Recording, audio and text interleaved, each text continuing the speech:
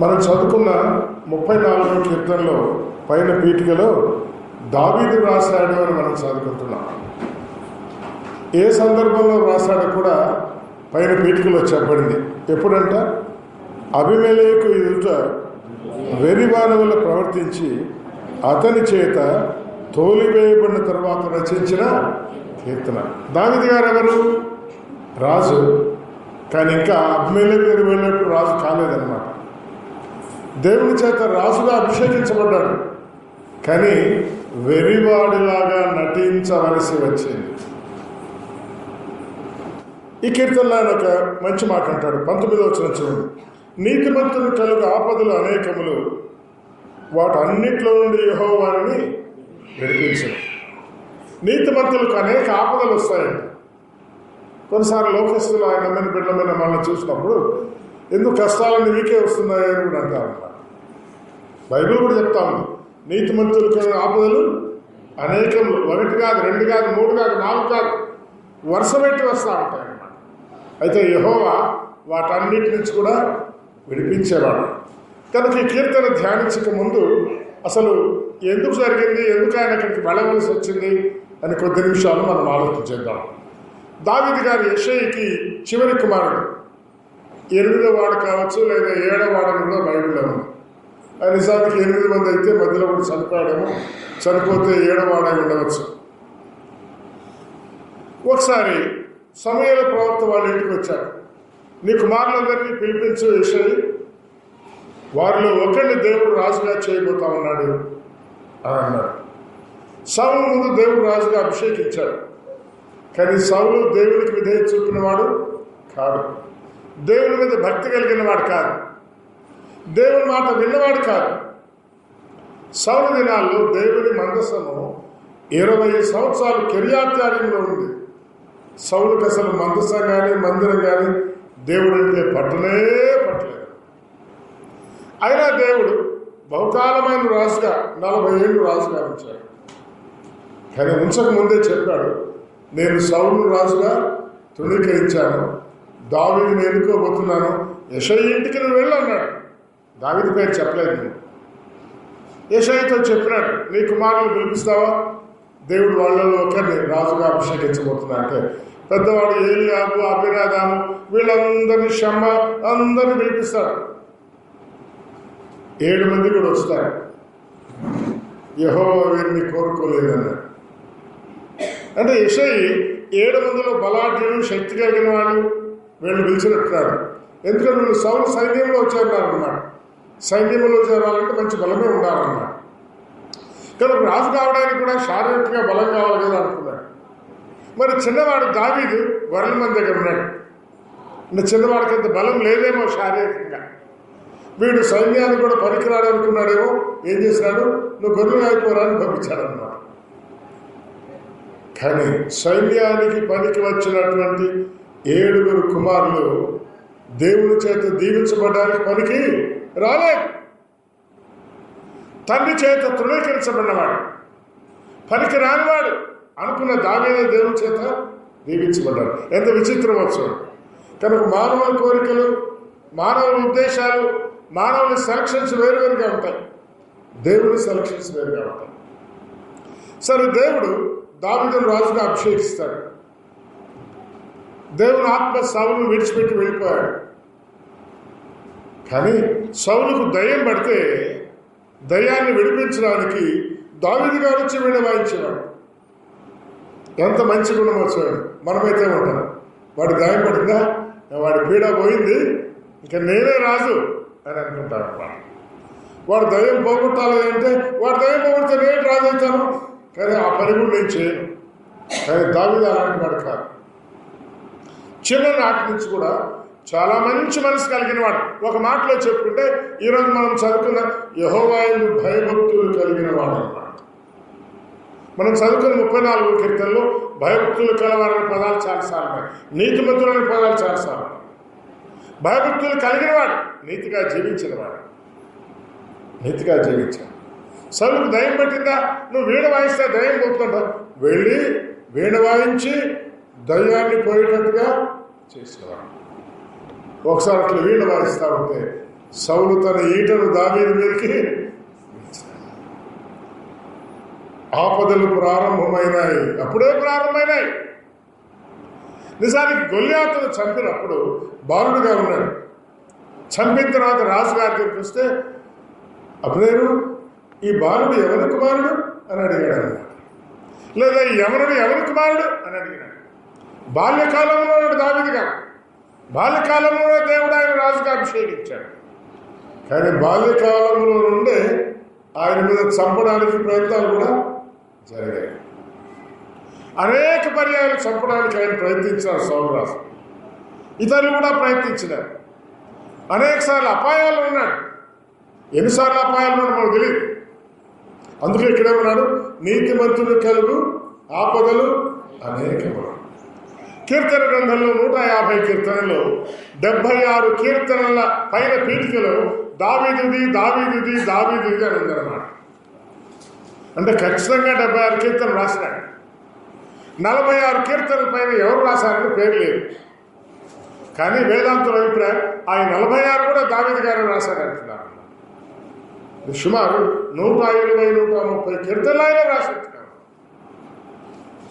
ఈ అనేక కీర్తనలు ఒకవేళ పీఠికలో లేని ప్రక్కన పెట్టండి. ఈ 73-76 కీర్తనలు పీఠికలో దావీదు ఉంది.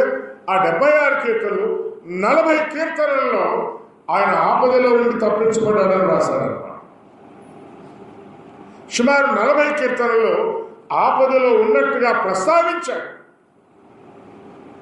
అందుకే కీర్తనమన్నాడు, నీతిమంతుడు కలుగు ఆపదలు అనేకములు. మరి దేవుని నమ్మిన బిడ్డలకు ఆపదలు రావచ్చునా అనే ప్రశ్న. మన వీధిలో నివసించేవాళ్ళు, మన పొరుగు వాళ్ళు ఆసుపత్రికి పోతా ఉంటే మీకు రావచ్చునా అని అంటారు అన్నమాట.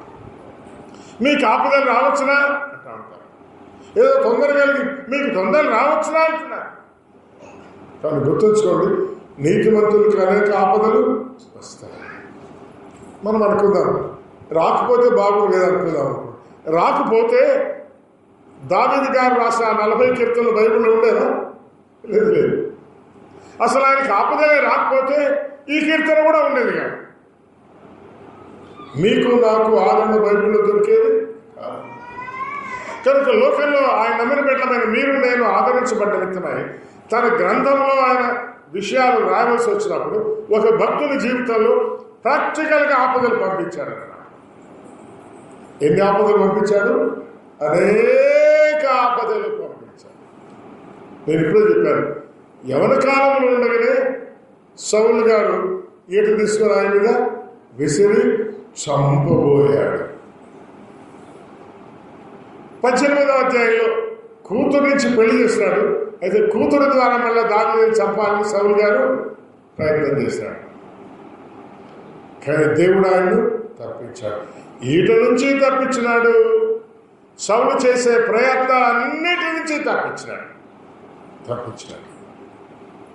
కానీ ఈ కీర్తన రాసిన సందర్భంలో ఆయన అబీమెలెకు అనే ఫిలిష్తీయుల రాజు దగ్గరికి వెళ్ళిపోయాడంట.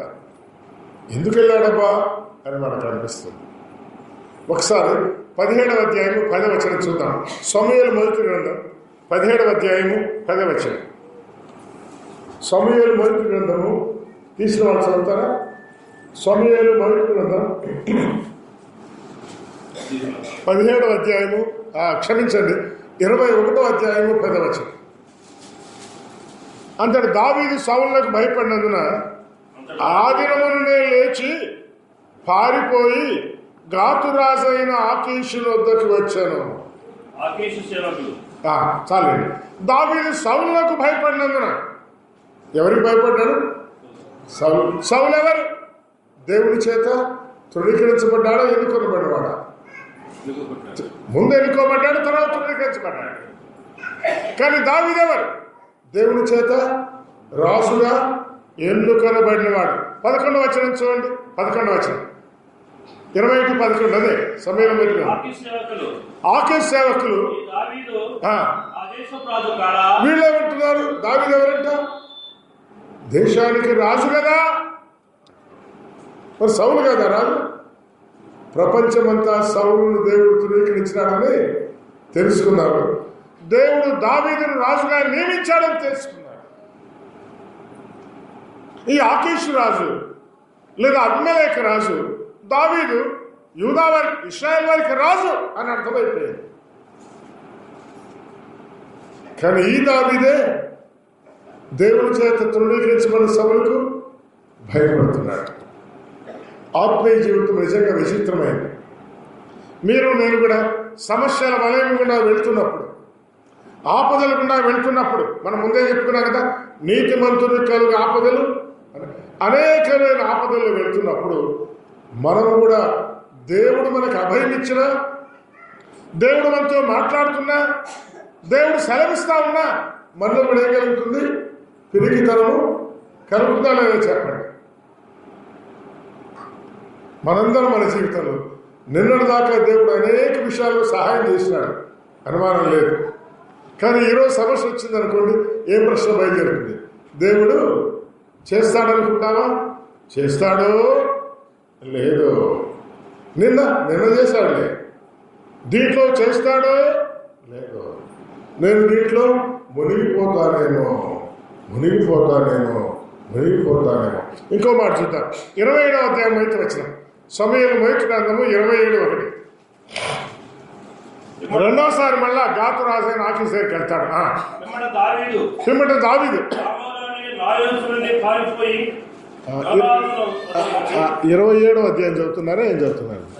27వ అధ్యాయం బయట వచ్చిన తర్వాత దావీదు, నేను ఇక్కడ నిలుచడం మంచిది కాదు,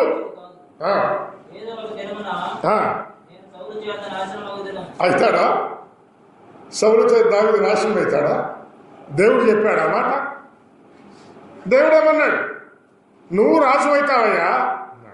ఇది 27వ అధ్యాయం. ఆ ముందు అధ్యాయంలోనే సౌలు గారు అన్నాడు, నువ్వు ఇశ్రాయేలుకు రాజు అవుతావు, అప్పుడు నా కుటుంబాన్ని, నా కుమారులను జ్ఞాపకం చేసుకో అన్నాడు. ఎందుకు? సౌలు దావీదు చేతికి చిక్కాడు. సౌలు గాఢ నిద్రలో ఉన్నాడు. ఆ నీళ్ల గుడ్డి ఖడ్గము ప్రక్కన పెట్టుకుని నిద్రపోతున్నాడు. సైన్యాధిపతి యోగుడు నిద్రపోతున్నాడు. దావీదే వచ్చాడు, నీళ్ల గుడ్డి తీసుకున్నాడు, ఖడ్గం తీసుకున్నాడు, లోయలోనికి దిగి మళ్ళా ఎదురుగా కొండకి అక్కడి నుంచి రాజును పిలిచినాడు. అప్పుడు లేచినాడు సైన్యాధిపతి. ఎవరు రాజు నిద్రలేపుతున్నావు అన్నాడు. నేనెవరో తెలీదా? ఎందుకు నిద్రపోయావు? సౌలు రాజు ఎందుకు కాపాడలేదు? నువ్వు రాజుగారి నీళ్ళబట్టి ఖడ్గం ఎక్కడుందో చూడు, నా దగ్గర నువ్వు శిక్షకు పాత్రుడమే. అప్పుడు లేచాడు సౌలు. నాయన దావీదా, నిద్రలేస్తావు, దేవుడు నువ్వు రాజుగా చేశాడు, నువ్వు ఒకరోజు రాజవుతావు అన్నాడు. కానీ మరుసటి అధ్యాయంలో సౌలు దావీదు ఏమంటున్నాడు? నేను ఏదో ఒక రోజు సౌలు చేత చచ్చేది ఖాయము అనుకుంటున్నాను. మీకు నాకు కూడా విశ్వాస జీవితంలో ఇలాంటి అనుమానాలు కలుగుతాయి. ఇంతకాలం దేవుడు కాపాడాడు, తన నామాన్ని ఘనత తెచ్చుకున్నాడు. కానీ ఏదో ఒక రోజు నేను అయిపోతాను, లేదా ఈ రోజే అయిపోతాను, ఈ సమస్యలోనే అయిపోతాను, ఇక్కడికే నా జీవితం అయిపోతుంది, కనుక ఇక్కడ ఉండేది మంచిది కాదు అని మళ్ళీ ఎక్కడ పోయినాడు? మళ్ళా ఫిలిస్తీన్లు రాజు. ఫిలిస్తీన్లకు 5 సర్దార్లు, గాతులో ఒకడున్నాడు సర్దారు, వాడి పేరే ఆకీషు అన్నమాట. తన పేరు అబీమెలెకు మనం చూస్తాం తర్వాత. అక్కడికి వెళ్ళాడు. 21వ అధ్యాయంలో ఒకసారి పోయాడు, 27వ అధ్యాయంలో కూడా 21వ అధ్యాయంలో 27వ అధ్యాయంలో ప్రజలు గుర్తించినారు, అరే ఎవరయ్యా మందిరికి వచ్చింది? సౌలుకు 1000 కొలది అని, దావీదుకు 10,000 కొలది అని స్తోత్రాలు పాడినారే, కీర్తనలు పాడినారే, ఆ దావీదు మందిరికి వచ్చాడు అని ప్రజలందరూ భయపడి రాజుకు చెప్పినారు. అప్పుడు దావీదు గారికి భయమైంది. 21వ అధ్యాయంలో దావీదు పిచ్చివాడిలాగా నడుస్తా ఉన్నాడట. నోట్లోంచి జల్లు గార్చుకుంటా ఉన్నాడు, పిచ్చివాడిలాగా పిచ్చేట్లు చేస్తా ఉన్నాడు. దావీదు పిచ్చివాడా రాజా? రాజు పిచ్చివాడు చేయవలసి చేస్తున్నాడు. రాజు పిచ్చివాడు అని పిలువబడుతున్నాడు. అక్కడ ఆకీష్ గారు అన్నారు, ఈ పిచ్చివాడు నా దగ్గరికి తెచ్చారు మీరు, అని అక్కడి నుంచి తోలివేశాడంట. అక్కడి నుంచి తప్పించుకోబడ్డాడు. అప్పుడు రాశాడంటే ఈ కీర్తన 34వ కీర్తన. ఆయన ఏమన్నాడు? నీతిమంతుడు కలుగు ఆపదలు అనేకం. యెహోవా ఏం చేస్తాడు? ఆయన వాటన్నిటిలో నుండి వారిని విడిపిస్తాడు. దావీదు గారిని విడిపించాడా లేదా? విడిపించాడు.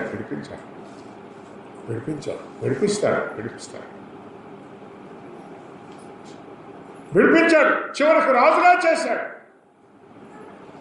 అదే రాజ్యానికి 40 ఏళ్ళు రాజుగా పరిపాలించాడు.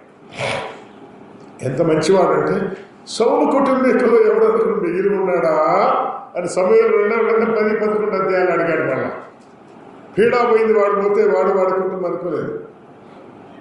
ఎంత మంచి నీతి గల జీవితం కలిగిన వాడు వచ్చాడు. ఓ కుంటి కుమారుడు ఒకడు ఉన్నాడంటే, కుంటాడా తీసుకురండి, నా భోజనపు బల దగ్గర ఉండాలా అంటే సౌలుకు మనవడు అవుతాడు. యోనాతాను కుమారుడు అని జీవితకాలం అంతా తన భోజనపు బల దగ్గర పెట్టుకుని నీతిమంతుడు దావీదు. కానీ అటువంటి నీతిమంతుడికే అనేక ఆపదలు వస్తాయి. అసలు దేవుడి బిడ్డలకు ఆపదలు ఎందుకు రావాలా అనే ప్రశ్న బయలుదేరుతుంది. 50వ కీర్తనలో పాట మనం చూద్దాం. 50వ కీర్తనలో 14వ వచనం చదువుతాం, లేదా 15వ వచనం. 50వ కీర్తన 15వ వచనం. ఏం కాలం ఇది? బైబిల్లో క్షేమకాలము అనే పదం ఉంది. అయితే బైబిల్లోనే ఆపద కాలము అనే పదం కూడా ఉంది. క్షేమం అంటే మనందరికీ ఇష్టం, ఆపదలంటే మనకి ఎవరికి కూడా ఇష్టం లేదు. ఒకసారి ఒక సోదరి అనేది పర్లోకంలో చాపలు వేసుకొని పడుకుంటారు, కానీ నాకు ఏం లేకపోవడం పడలేదు. కానీ ఆపదలు, ఇరుకులు, ఇబ్బందులు, తొందరలంటే నాకు ఇష్టం. బహుమానం లేకపోయినా పర్వాలేదు, పరలోకంలో చాపుంటే చాలంట. కానీ మీరు నేను కోరుకుంటున్న దేవుడు ఇచ్చేవాడు కాదు. మన పట్ల ఆయన ప్రణాళిక ఏంటో నెరవేర్చుకుంటాడు. ఆయన క్షేమకాలాన్ని ఇస్తాడు, కొన్నిసార్లు ఏం కాలం ఇస్తాడు? ఆపత్కాలం ఇస్తాడు. ఆపత్కాలమున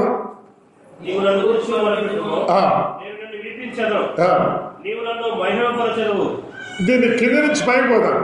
నీవు నన్ను మహిమపరుస్తావు అంటే దేవుడికి ఏం కావాలంట? మహిమ కావాలి. అసలు మానవుడు దేవుడిని సృజించుకున్నాడు. నిన్ను నన్ను ఎందుకు ఈ లోకంలో పెట్టాడు? రక్షించడానికి ఉన్నారు. రక్షించడానికి అయితే రక్షించబడే వెంటనే పరలోకాన్ని తీసుకొని పోవచ్చు కదా. ఇంకా ఎందుకు పెట్టాడు ఇక్కడ? మీ ద్వారా, నా ద్వారా ఆయన నామము మహిమపరచబడాలని కోరు. ఎప్పుడు మహిమపరచబడుతుందంట? మహిమపరచబడడానికి పైన ఏముంది? నేను నిన్ను విడిపించుతును. ఆయన కదా మేలు చేస్తానే కదా మనం మహిమపరిచేది.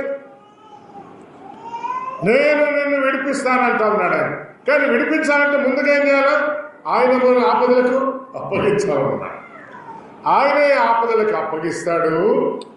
ఆపదలు అంటే మనం ఏం చేస్తాము? మొరపెడతాము. అన్ని బాగుంటే ప్రార్థన చేస్తామా? అన్ని పరిస్థితులు బాగుంటే నోటికి ప్రార్థన రాదు,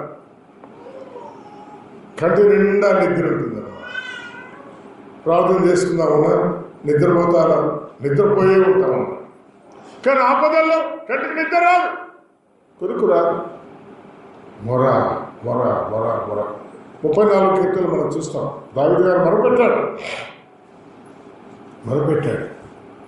ఆపత్కాలమున నీవు నన్ను గురించి మొరపెడతావు. మనం మొరపెడితే ఆయన ఏం చేస్తాడు? విడిపిస్తాడు. అదే మనం చదువుతుంది. నీతిమంతుడు కలిగిన ఆపదలు అనేకములు. అయితే నీతిమంతుడు మొరపెట్టినప్పుడు యెహోవా వాటన్నిటి నుంచి వారిని విడిపిస్తాడు. విడిపించిన వెంటనే మనం ఏం చేస్తాము? విడిపించిన స్వామి నీకు స్తోత్రం అని చెప్తాం.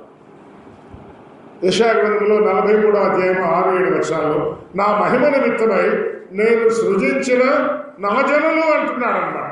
ఎందుకు? మిమ్మును నన్ను సృజించుకున్నాడు ఆయన. తన మహిమపడడానికే, తనకు మహిమ రావడానికే, ఆయన నామం కనపరచబడడానికే, ఆయన నామం స్తుతించబడ్డానికే. కనుక దావీదు గారికి ఎందుకు అనేక ఆపదలు పంపించాడు? అనేక ఆపదలు పంపించి వాటి నుంచి ఆయనను విడిపించిన తర్వాత దావీదు గారు ఆయన స్తుతించి 40 కంటే ఎక్కువ కీర్తనలు రాశాడు. స్తుతించి రాసిన కీర్తనలే అనగా ఆపదను తప్పించబడిన కీర్తనలే 40 కంటే ఎక్కువైతే ఎన్నిసార్లు ఆపదలు వచ్చాయా? ఈ మాట చదువుకున్నప్పుడు నాకు భయం అయింది. 40 సార్లు ఆపదలు వచ్చినాయా? ఒక్కసారి ఆపదలు వస్తేనే మనం ఏమవుతాము? హడలైపోతాం. ఆయన జీవితంలో కంటే 40 కంటే ఎక్కువ పర్యాలు ఆపదలు వచ్చాయి. ఎక్కువ పర్యాలు ఆయన తప్పించాడు, ఎక్కువ పర్యాలు ఆయన స్తుతించాడు. అయితే వాటిలో సుమారుగా 40 కీర్తనలు మాత్రమే చేర్చబడ్డాయి. కానీ గుర్తుంచుకోండి, విశ్వాస జీవితంలో మీరు నేను కూడా దావీదు గారిలాగా బలహీనము కాదు. ఏదో కూడా చచ్చిపోతాను నేను అనుకున్నాడు. సరే, 27వ అధ్యాయంలో చనిపోతా అని చెప్పిన సందర్భాన్ని ఉంచుకొని మాట చూద్దాం. చచ్చిపోదామని మళ్ళీ ఆకీష్ దగ్గర పోయినాడు. ఈసారి ఆకీష్ నువ్వు నీ కుటుంబం ఇక్కడే ఉండొచ్చా అనుకున్నాడు. ఉన్నాడు. కొద్ది రోజులకు ఈ ఫిలిస్తీయులకు ఇశ్రాయేలీయులకు యుద్ధం పడింది. ఇశ్రాయేలు రాజు ఎవరప్పుడు? సౌలు. ఈ ఆకీష్ గారు అన్నాడు, దావీదు నాతో యుద్ధానికి వస్తావా అన్నాడు. నిజానికి ఆ యుద్ధంలోనే ఎవరు చచ్చిపోయినారు? సౌలు చచ్చిపోయారు. ఆ యుద్ధానికి దావీదు గారు పోయి ఆకీష్ పక్షంగా యుద్ధం చేస్తుంటే దావీదుకి ఏం పేరు వచ్చేది? ఇశ్రాయేలు రాజు దావీదు చంపినాడు అని పేరు వచ్చింది. మంచి పేరా? మంచి పేరుగా. ఆకీష్ రాజు పిలిచినాడు, యుద్ధానికి వస్తావా? వస్తాను యుద్ధానికి అన్నాడు. ఎంత పెద్ద చిక్కులో పడ్డాడు వచ్చాడు. కనుక మీరు నేను కూడా అవిశ్వాసంలో ప్రవేశిస్తే చిక్కులో పడతాం. నువ్వు చస్తావని ఏమో చెప్పారు? దేవుడు ఏం చెప్పాడు? ఇశ్రాయేలుకు నువ్వు రాజు అవుతావని చెప్పాడు. ఇంకా రాజుగా చచ్చిపోతావా? మరి దేవుని మాట నెరవేరదా? దేవుని మాట తప్పుతాడా?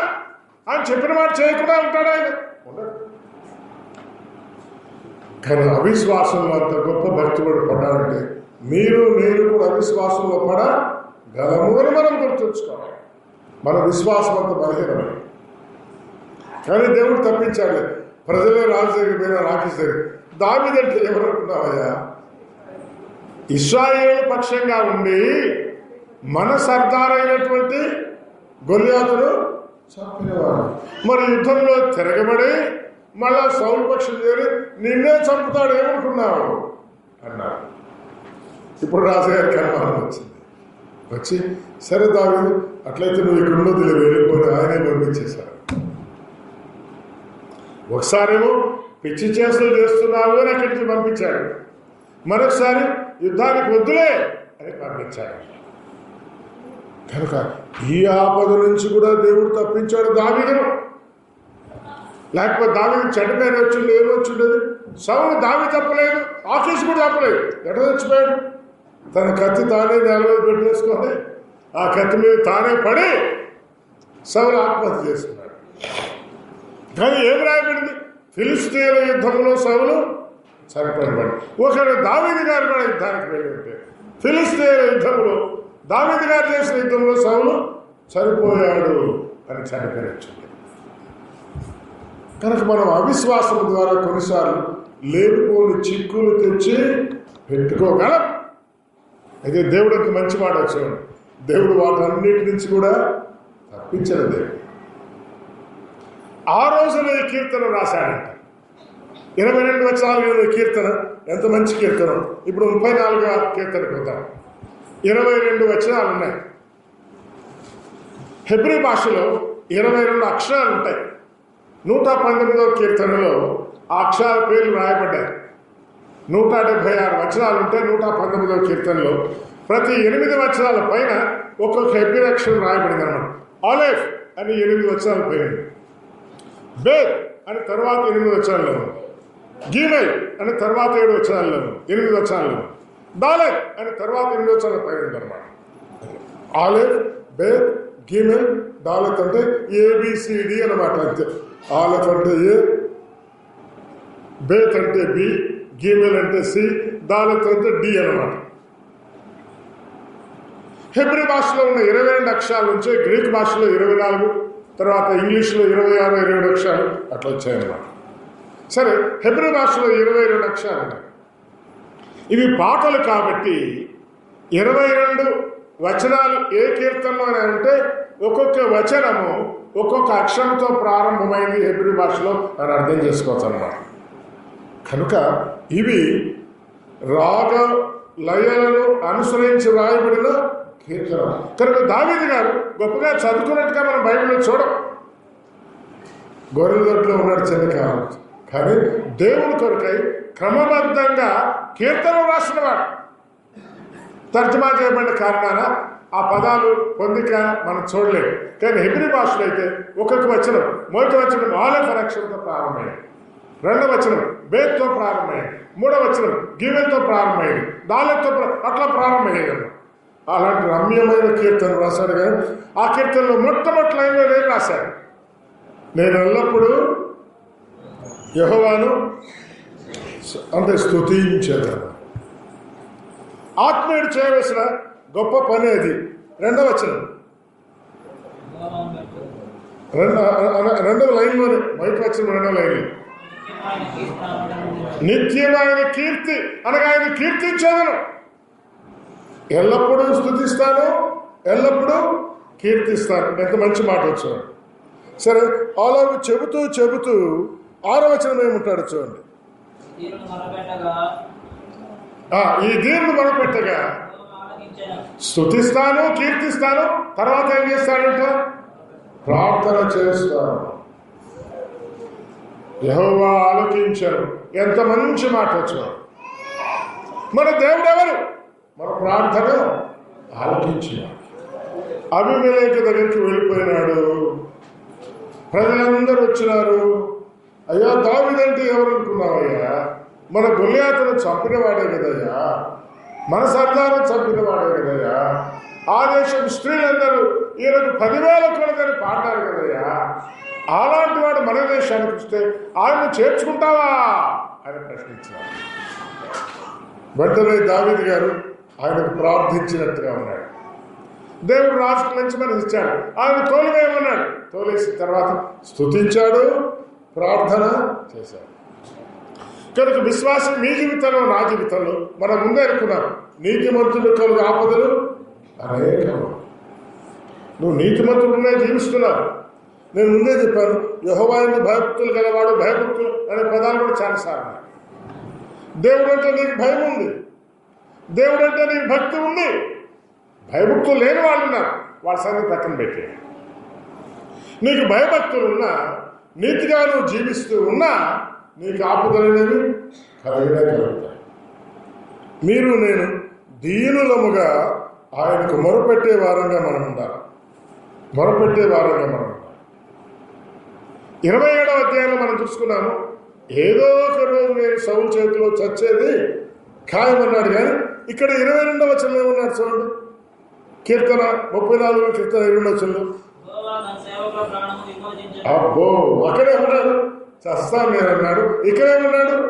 యెహోవా విమోచిస్తాడు. ఎందుకు విమోచించాడు? యెహోవా యెహోవాను స్తుతించాడు, కీర్తించాడు, ప్రార్థించాడు. కనుక విశ్వాస జీవితంలో మీరు నేను ముందుకు సాగుతాడు. మనం కూడా సమస్యలు ఎదుర్కొంటే ఏం చేయాలి? దేవుణ్ణి స్తుతించాలి, దేవుడికి ప్రార్థన చేయాలి. స్తుతించాలి, ప్రార్థన చేయాలి. ఎట్లా స్తుతించాడో, ఎట్లా ప్రార్థించాడో మనం చూడబోతున్నాం. ఇది 22 వచనాలు కలిగిన కీర్తన. ప్రాముఖ్యంగా 3 భాగాలుగా విడగొట్టి మనం ఆలోచన చేస్తే మనకు సంగతులు అర్థమవుతాయి. 3 సమమైన భాగాలు చేద్దాం అనుకుంటే 3 ఏళ్ళు 22 అయితే 1 వచనం మిగులుతుంది అనమాట. సరే, రెండింటికేమో 2 7 అనుకుందాము, 3వ దానికి 8 వచనాలు అనుకుందాం కావాలంట. కనుక మొదటి 7 వచనాలలో స్తుతి ప్రార్థన అనేది అంశంగా మనకు కనిపిస్తుంది. మొదటి 7 వచనాల్లో స్తుతి ప్రార్థన అనేది మనకు అంశం. దాని గురించి కొద్దిగా మనం తర్వాత చూస్తాం. తర్వాత 7 వచనాలు అంటే 8 నుంచి 14 దాకా ఒకసారి మీరు చూడండి. ఏదైనా పదం ఎక్కువ సార్లు కనిపిస్తేమో చూడండి. 8 నుంచి 14 వచనాల్లో కరెక్ట్ ఏ మాట? భయభక్తులు, భయభక్తులు, భయభక్తులు 11వ వచనం, పిల్లలారా మీరు వచ్చిన మాట వినండి, యెహోవా యందు భయభక్తులు ఆయన నేర్పుతాడు. మనం నేర్చుకోవాలి, భయభక్తులు నేర్చుకోవాలి. కనుక 8 నుంచి 14 వచనాల్లో భయభక్తులు అనే అంశం ఎక్కువగా కనిపిస్తుంది. సరే, చివరి భాగం 15 నుంచి 22 వచనాల్లో ఏ పదమైన కనిపిస్తుంది చూడండి. మరీ ఎక్కువ సార్లు అని కాకపోయినా ఎక్కువ సార్లు కనిపిస్తుంది ఆ పదం. ఏంటి? నీతిమంతులు. ఎంత మంచి మాట, నీతిమంతులముగా ఉండాలి. ఇప్పుడు ఈ 3 మాటలు కలిపితే ఈ అధ్యాయం యొక్క సారాంశం మనకు దొరుకుతుంది. దేవుని స్తుతించాలి, ప్రార్థించాలి, భయభక్తులు నేర్చుకోవాలి, నీతిమంతులుగా ఉండాలి. ఇప్పుడు ఈ కీర్తన యొక్క అంశం ఏంటో మనకు అర్థమైందా? అర్థమైంది. దేవుని స్తుతించాలి, ప్రార్థించాలి, దేవునిలో భయభక్తులు నేర్చుకోవాలి, నీతిమంతులుగా ఉండాలి. కష్టాలు వస్తాయా? వస్తాయి. చాలా మంది విశ్వాస జీవితం అనేది పూలపాన్పు లాంటిది అనుకుంటారు అన్నమాట. ఈరోజు మనకు చెప్పే వాక్యాల్లో కూడా కొత్త పేరు కూడా వచ్చింది, ప్రాస్పరిటీ గాస్పెల్. మేము మీకోసం ప్రార్థన చేస్తాను, మీరు దీవించబడతారు. మాకు చందా కట్టండి, మేము ప్రార్థన చేస్తే మీ పిల్లలు పాస్ అవుతారు. మేము ప్రార్థన చేస్తే మీ పిల్లలు అమెరికాకు పోతారు.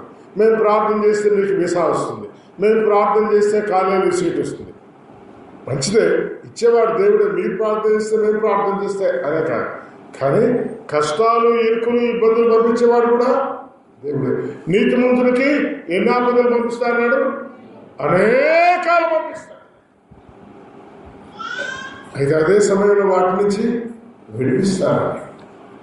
అలాగే ఆపదలు పంపించినప్పుడు మనం ఏం చేస్తామో భయభక్తులు స్వామి దేవుడు ఆయన దగ్గరికి పోతా ఉంటాడు.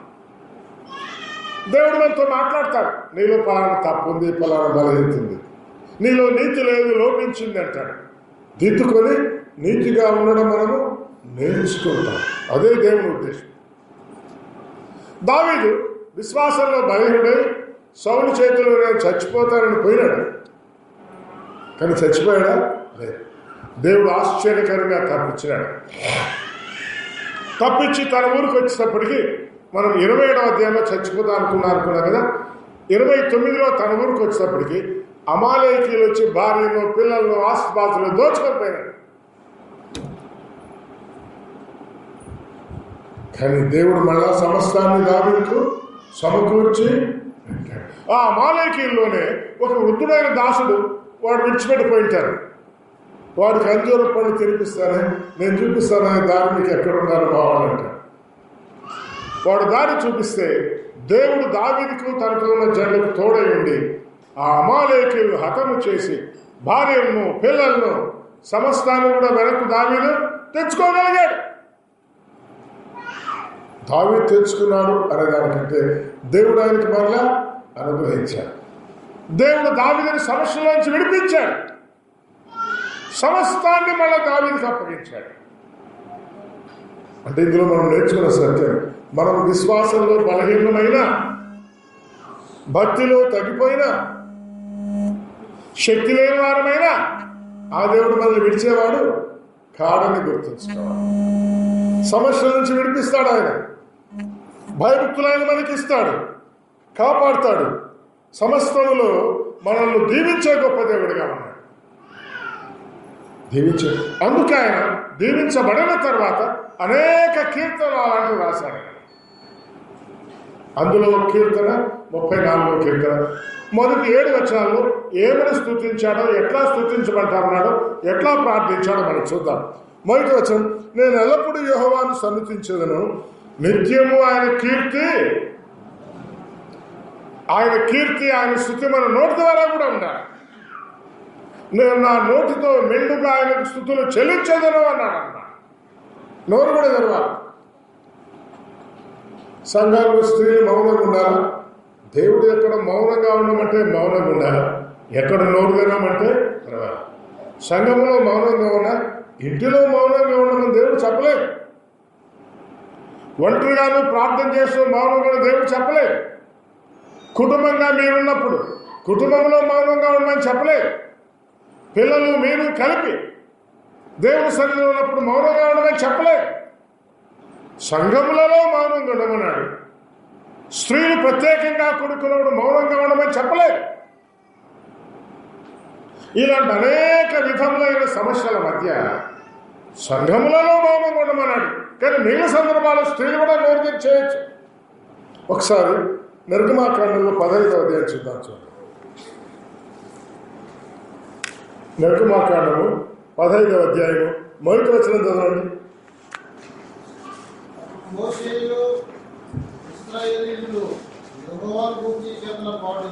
మోషేయు ఇశ్రాయేలు ఈ కీర్తన పాడు. 20వ వచనం చదవండి. మరియు అహరోను సహోదరియు ప్రవక్తయు నాకు మిరియాము తంబురను చేతబట్టుకొనెను. స్త్రీలందరూ తంబురలతోనూ నాట్యములతోనూ ఆమె వెంబడి వెళ్ళగా మిరియాము వారితో కలిసి ఇట్లు పల్లవి ఎత్తి పాడారు. ఇది స్తుతి కీర్తన. మొదటి వచనంలో ఎవరు పాడారు? 20వ వచనంలో ఎవరు పాడారు? మొదటి వచనంలో మోషే ప్రజలందరూ పాడారు. 20వ వచనంలో మిరియాము స్త్రీలతో కలిసి పాడారు. అంటే మొదటి వచనంలో మోషే ఇశ్రాయేలు దేవుని స్తుతించాడు. 20వ వచనంలో మిరియాము సోదరులు దేవుని స్తుతించాడు. మరి మొదటి వచనం ఎక్కడ? 20వ వచనం ఎక్కడ?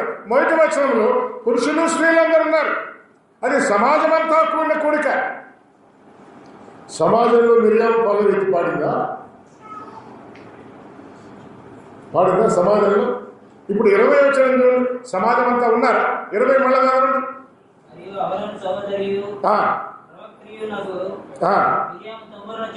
చేత పట్టుకుంది. ఒక్క నిమిషం, ఎవరు వెంబడించారు? పురుషులు కూడా ఉన్నారా? లేదు. అట్లయితే పురుషులు లేనటువంటి స్త్రీలు మాత్రమే ఇక్కడ కూడి ఉన్నారు. స్త్రీలు మాత్రమే కూడి ఉండగా ఇప్పుడు మిరియాము ఏం చేసింది?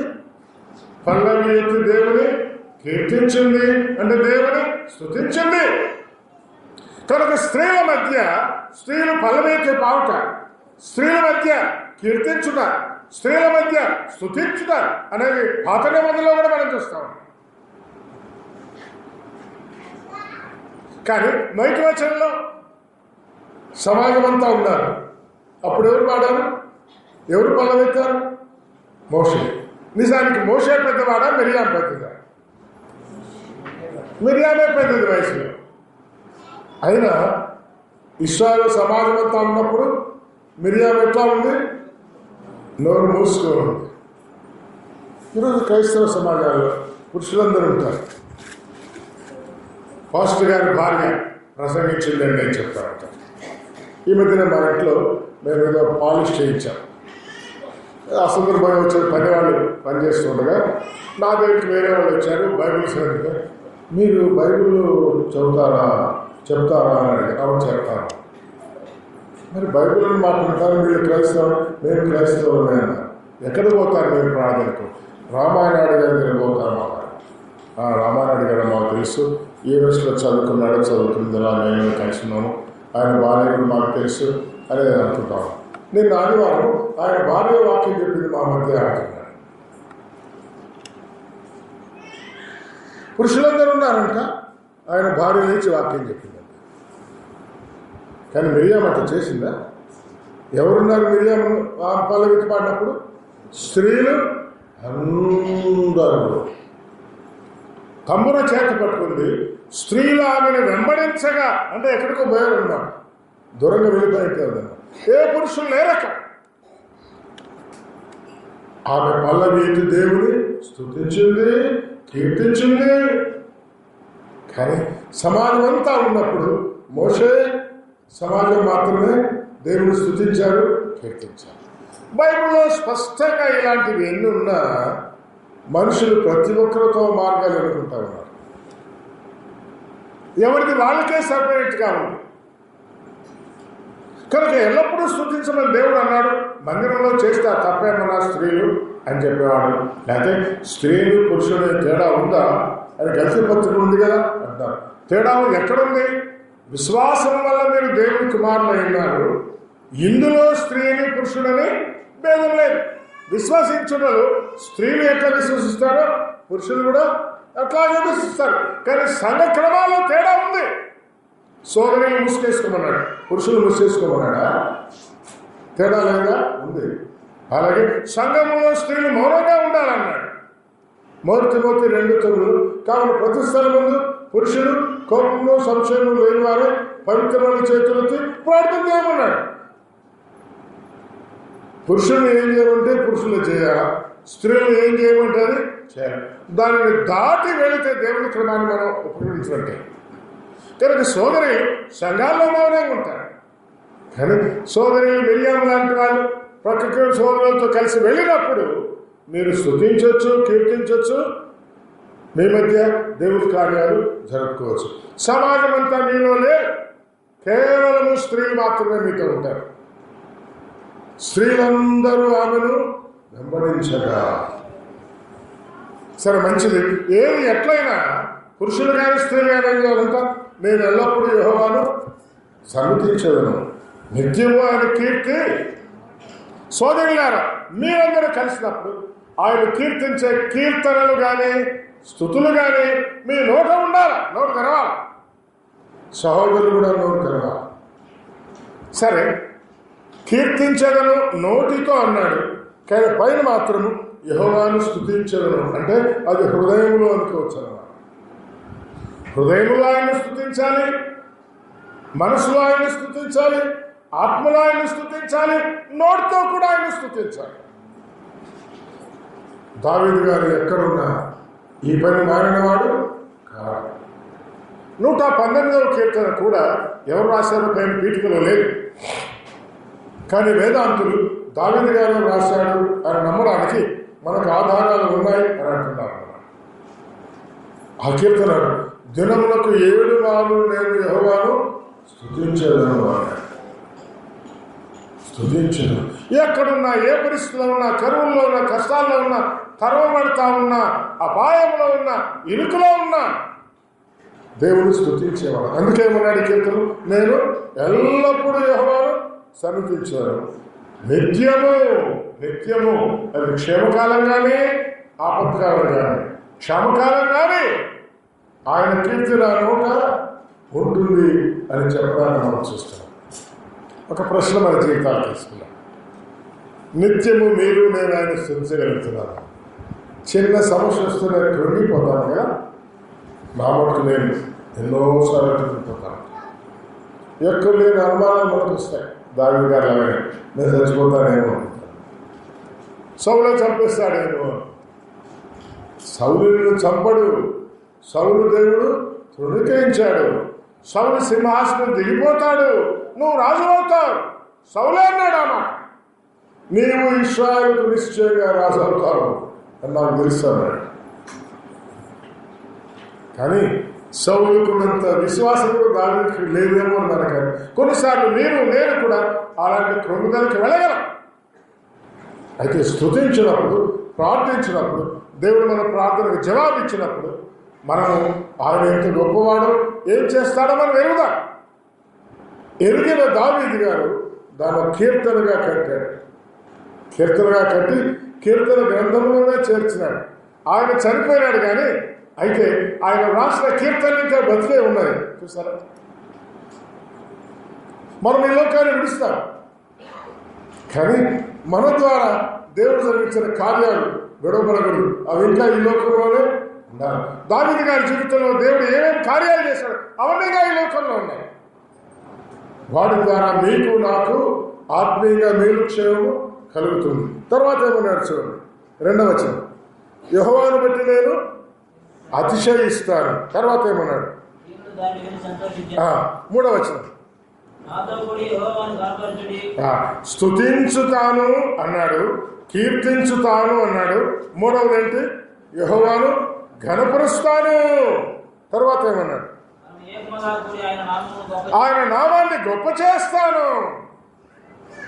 కనీసం 4 అంశాలు ఇక్కడ మనకున్నాయి. స్తుతిస్తాను, కీర్తిస్తాను, తర్వాత ఘనపరుస్తాను, గొప్ప చేస్తాను. ఎవరిని గొప్ప చేస్తాను? నన్ను నేను కాదు, ఆయన నామాన్ని గొప్ప చేస్తాను. మీరు చూడండి, దావీదు గారు రాసిన అనేక కీర్తనల్లో రాజైన దావీదు అనే దానికంటే యెహోవా సేవకుడైన దావీదు అనే మాటలు ఎక్కువ ఉంటాయి అన్నమాట. అంటే ఆయన ఘనపరుస్తాడు, ఈయననేమో నేను ఆయన సేవకుడిని అని చెప్పుకుంటాడు అన్నమాట. కనుక మీరు నేను మన జీవితంలో ఘనపరచవలసిన దేవుడే, మనల్ని కాదు. కొన్నిసార్లు స్తుతికుడికి అని పేరు పెట్టుకుంటాము. ఎవరిని స్తుతిస్తాం తెలిసిన? దేవుడిని కాదు, ఆ ఇంటి వాళ్ళను, ఆ ఇంట్లో అమ్మగారిని, వాళ్ళ పిల్లలను, వాళ్ళు చదువుకున్నారని, వాళ్ళకు ఉద్యోగాలు వచ్చినాయని, వాళ్ళు గొప్ప స్థితికి వచ్చారని వాళ్ళను స్తుతి, వారిని గురించి ఎవరు చెప్పినా వాళ్ళ గురించి చెప్తా ఉంటారు. కానీ వారిని కాదు స్తుతించవలసింది. ఎవరిని? యెహోవాను స్తుతించాలి, కీర్తించాలి. ఎవరిని? యెహోవాను కీర్తించాలి. గణపరచాలి. ఎవరిని గణపరచాలి? యెహోవాను గణపరచాలి. ఆయన నామాన్ని గొప్ప చేయాలి, కానీ మన నామాన్ని గొప్ప చేసుకోవడం అనేది కనిపించకూడదు.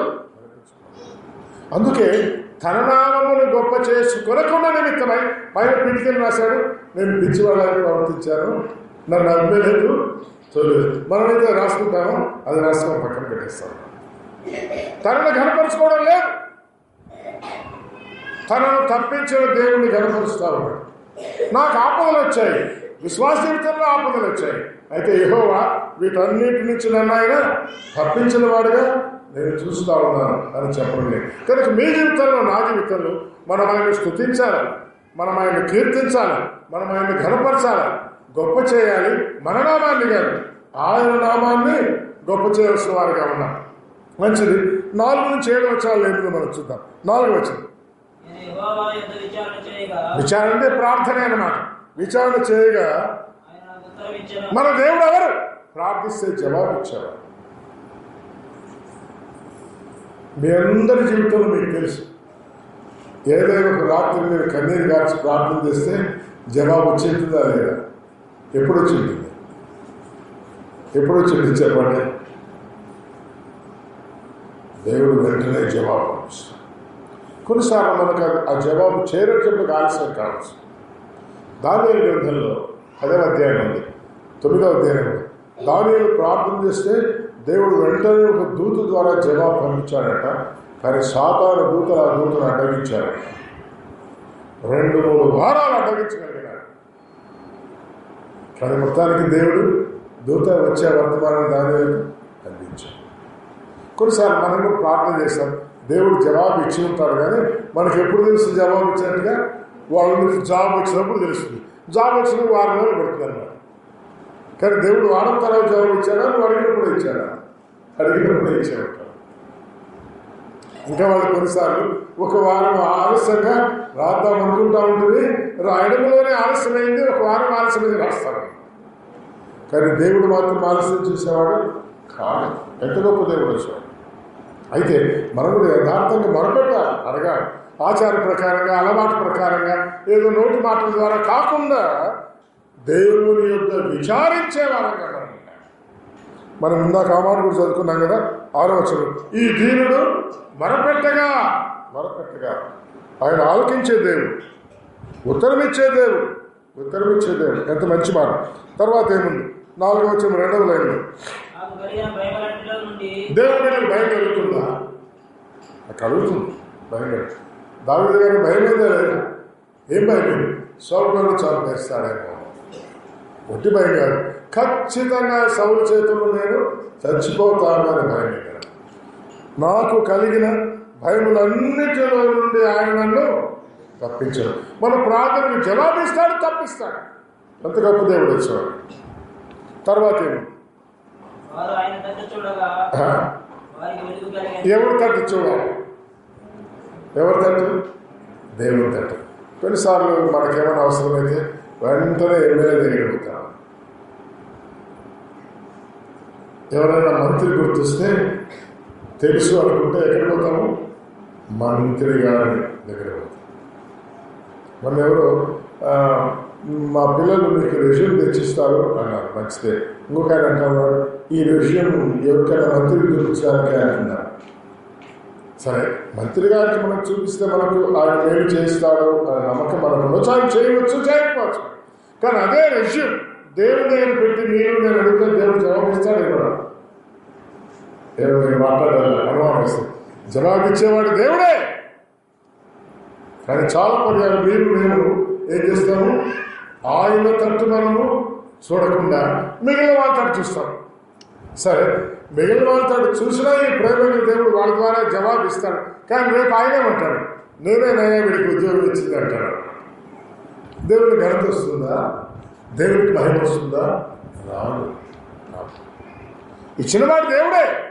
కానీ దేవుడికి మహిమ వచ్చు నిమిత్తమై మనం ఆయన వైపు చూడాలి. అదే కొన్ని మాట, వారు ఆయన తట్టు చూడగా ఏం కలిగింది?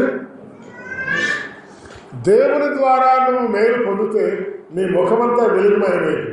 ఇంకొక వ్యక్తి ద్వారా మేలు పొందితే ఆ వ్యక్తి కనిపిస్తాడు, నీ ముఖమేమైంది, మెల్లగా మారిపోతున్నాడు. కానీ దేవుని వైపు మనం చూసి దేవుని ద్వారా వెలిగించబడితే ఆ వెలుగు నిత్యంగా ఉంటుంది. యోహాను సువార్తలో వెలుగు గురించి చాలా మాట్లాడుతున్నాయి. 8వ అధ్యాయం 12వ ఆయన, నేను లోకమునకు వెలుగు, నన్ను వెంబడించువాడు చీకట్లో నడవక జీవపు వెలుగు. ఎవరు వెంబడించాలి?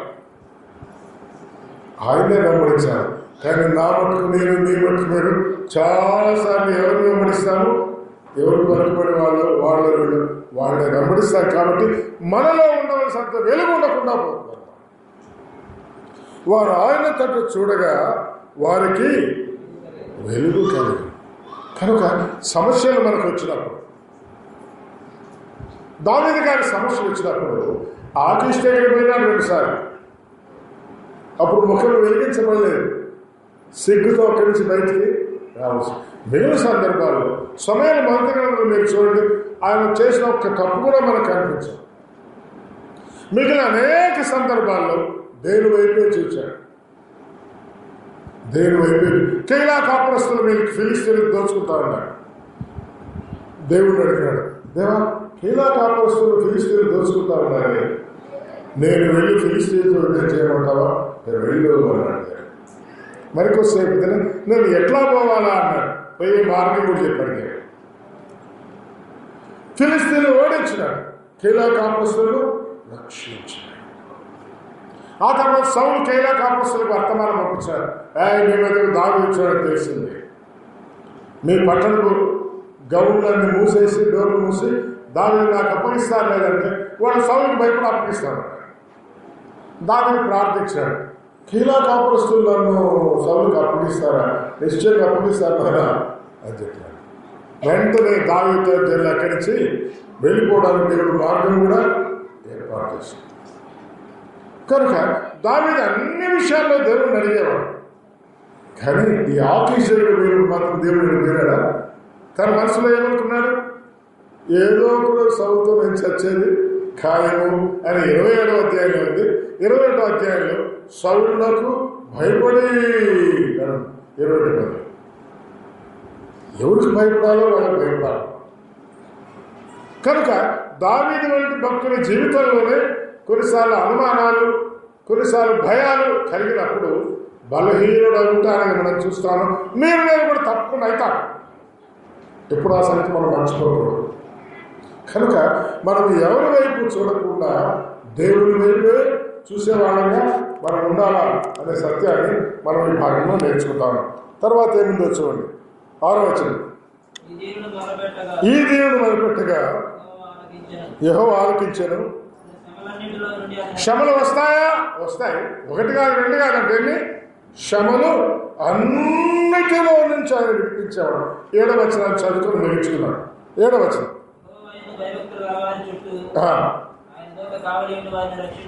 మన కళ్ళకు దూతలు కనబడరు కదా, కానీ ఎవరుంటారంటే మన చుట్టూ దూతలు ఉంటారు. దూతల నుండి అపాయములన్నింటి నుంచి తప్పిస్తారు, రక్షిస్తారు. సన్హరీబు రాజు యూదా వారిని యుద్ధానికి వచ్చాడు. రాజైన హిజ్కియా పరిపాలన చేస్తా ఉన్నాడు. యెషయా గ్రంథంలో అయితే 30వ అధ్యాయంలో కనిపిస్తుంది. ఇశ్రాయేలు వారిని ఓడించాడు, బానిసలుగా చెరబట్టుకుని వెళ్ళిపోయాడు. 10 గోత్రాలు వేశారు వారిని. యూదా వారి మీద కూడా యుద్ధానికి వచ్చాడు. పెద్ద జాబ్ రాసి పంపించాడు. యెహోవా దేవుడు నిందిస్తూ దూషిస్తూ, మీ దేవుడు 10 గోత్రాల ఇశ్రాయేలు వారిని విడిపించినాడా? నా చేతికి వచ్చి నిన్ను విడిపించలేడు అన్నాడు. హిజ్కియా ఏం చేస్తున్నాడు? ఆ జాబును దేవుని సన్నిధిలో పరిచి ప్రార్థన చేశాడంతే. దేవుడు ఒకే ఒక దూతను పంపిస్తే ఆ ఒక్క దూత ఒక్క దెబ్బకు 1,85,000 మంది సైన్యాలు చంపేశాడు. 1,85,000 మంది కుప్పలాగా కూలిపోయేటప్పటికి సన్హెరీబు రాజుకు దిక్కు దోసగా అక్కడి నుంచి ఇంటికి వెళ్ళిపోయాడు. ఇంటికి వెళ్ళిపోతే వాళ్ళ కొడుకులే ఆయన్ను ఇంటికి వెళ్ళిపోయి తన దేవతాలయంలో పోతే కొడుకులే వచ్చి దేవాలయంలో ఆయన చంపేశారు. హిజ్కియా కత్తి కాదు ఏమి కాకుండా ప్రార్థన ద్వారానే జవాబిచ్చాడు. ప్రార్థించినప్పుడు దేవుడు తన దూతలు పంపించాడు. దూత ద్వారా కాపాడతాడు. కనుక దావీదు గారికి వచ్చిన ఈ ఆపదలన్నిటిలో కూడా దేవుడు తన దూతలను పంపించి దావీదును కాపాడు. కనుక విశ్వాసి, మీ జీవితంలో నా జీవితంలో అనేక ఆపదలు వస్తాయి. నీతిమంతులుగా, యథార్థవంతులుగా, భయభక్తులు కలిగిన వారంగా మనం జీవిస్తున్న శ్రమలు వస్తాయి. అనేక ఆపదల నుండి, శ్రమలన్నిటిలో నుండి, బాధల్లో నుండి తన దూతను పంపించాడు. విడిపించి కాపాడే దేవుడే మనం చూస్తాం. ఈ చిన్న తలంపులు మన ఆత్మీయ జీవితానికి మేలుకరంగా ఉంటుంది కాక ప్రార్థన చేస్తున్నాం.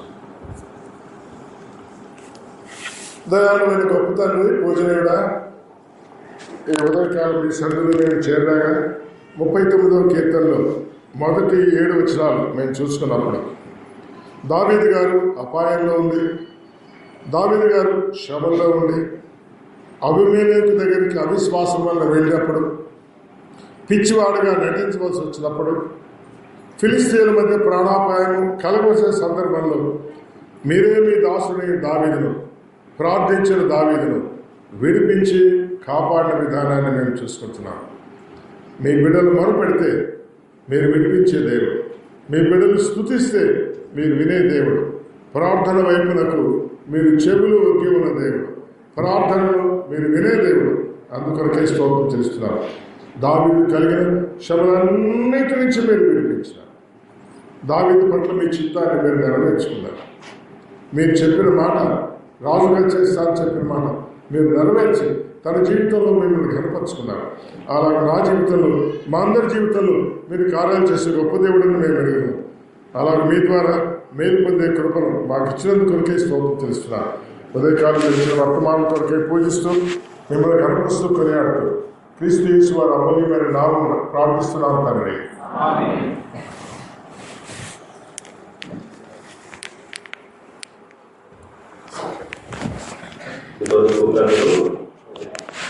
దేవుని సేవకు వాపసు